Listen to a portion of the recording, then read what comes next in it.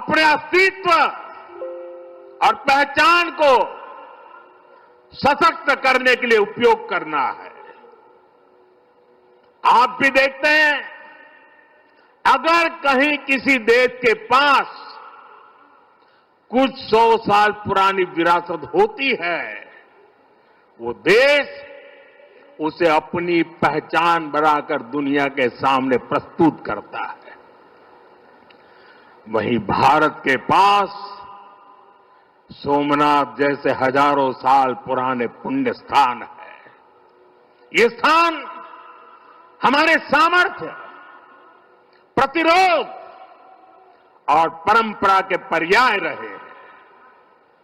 लेकिन दुर्भाग्य से आजादी के बाद गुलामी की मानसिकता वाले लोगों ने उनसे पल्ला झाड़ने की कोशिश की। उस इतिहास को भुलाने के कुत्सित प्रयास हुए। हम जानते हैं, सोमनाथ की रक्षा के लिए देश ने कैसे कैसे बलिदान दिए थे। रावल कन्नड़े जैसे शासकों के प्रयास, वीर हमीरजी गोहिल का पराक्रम, बेगड़ा भील का शौर्य,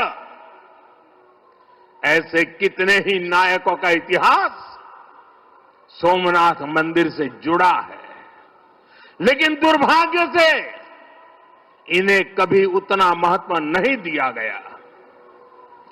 बल्कि आक्रमण के इतिहास को भी कुछ इतिहासकारों और राजनेताओं द्वारा व्हाइट वॉश करने की कोशिश की गई। मजहबी उन्माद की मानसिकता को केवल साधारण लूट बताकर ढंकने के लिए किताबें लिखी गई। सोमनाथ मंदिर एक बार नहीं, बार बार तोड़ा गया। अगर सोमनाथ पर आक्रमण केवल आर्थिक लूट के लिए हुए होते तो 1000 साल पूर्व पहली बड़ी लूट के बाद रुक गए होते। लेकिन ऐसा नहीं हुआ। सोमनाथ के पवित्र विग्रह को तोड़ा गया। बार बार मंदिर का स्वरूप बदलने की कोशिश हुई और हमें पढ़ाया गया कि सोमनाथ को लूट के लिए तोड़ा गया था।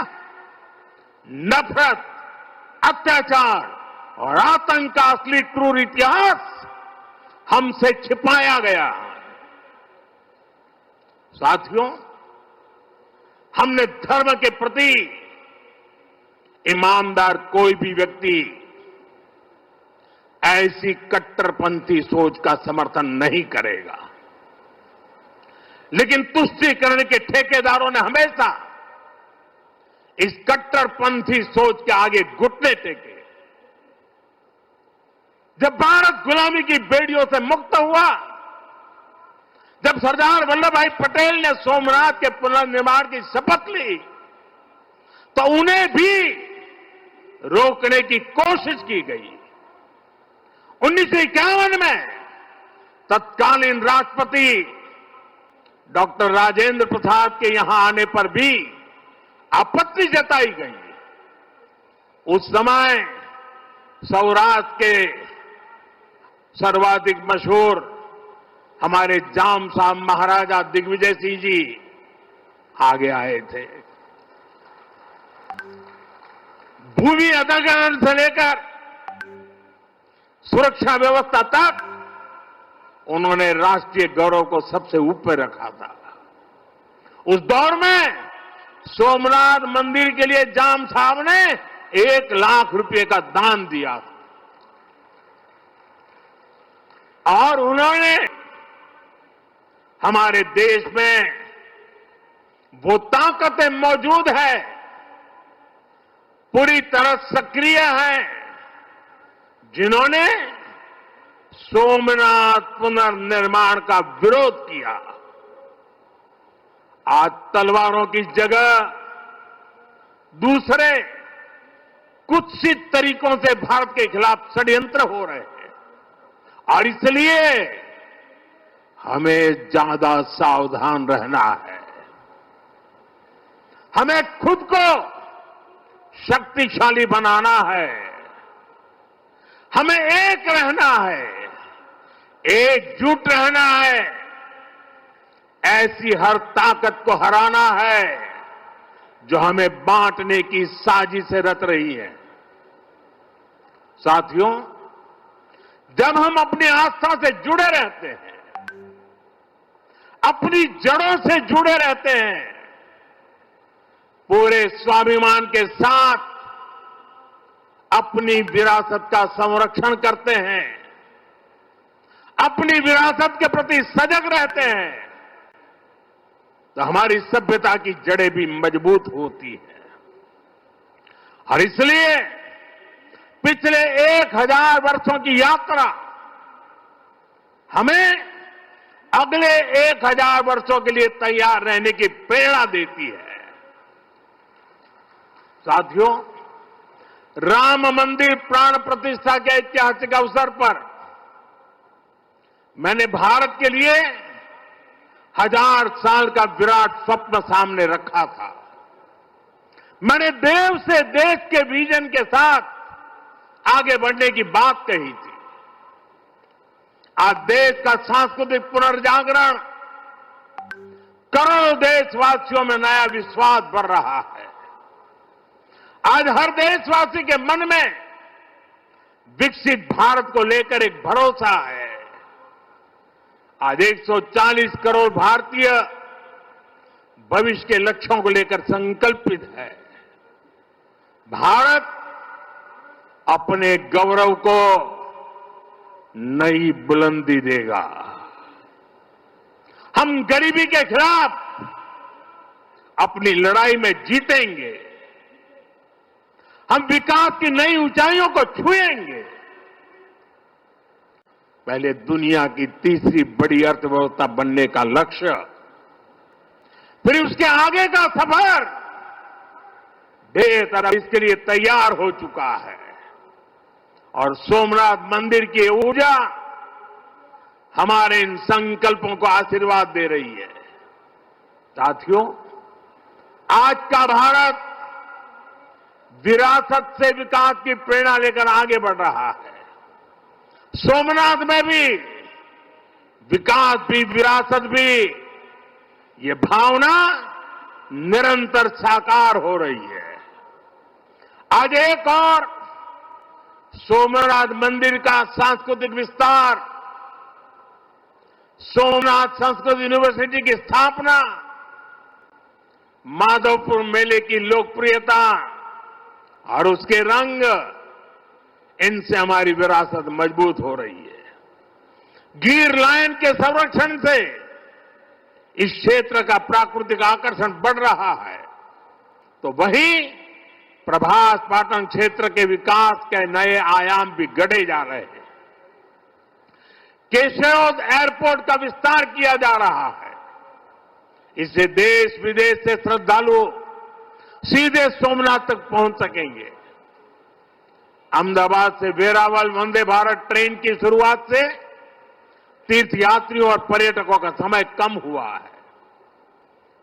इस क्षेत्र में यात्रा धाम सर्किट का विकास भी किया जा रहा है। यानी आज का भारत आस्था को स्मरण करने के साथ ही इंफ्रास्ट्रक्चर, कनेक्टिविटी और टेक्नोलॉजी के जरिए उसे भविष्य के लिए सशक्त भी कर रहा है।